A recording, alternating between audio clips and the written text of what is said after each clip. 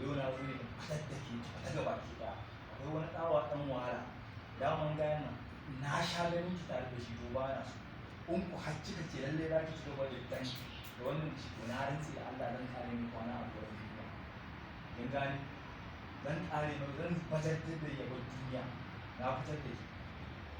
ki da Allah malam ya Allah da bara ka ci ne ba na san ka ba na san kuma ba na kuma na tsane ka kuma ba zan taɓa soyayya da kai ba Muhammad shi zan aura ka saba da wani barazana to ba ka gashi ma ka je ka kashe shi okay mamu za ki aura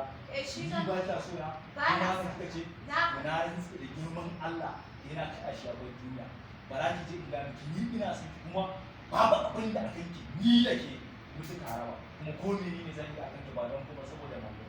mallake ki to wallahi baka isa ba baka isa da shi tsakanin da Muhammad haka kika ce wallahi ka tashi ka je ka same shi aiki ban za aiki an yi za a zo a duba ranka wallahi baka isa ba wallahi da kai zuba shege ka kasa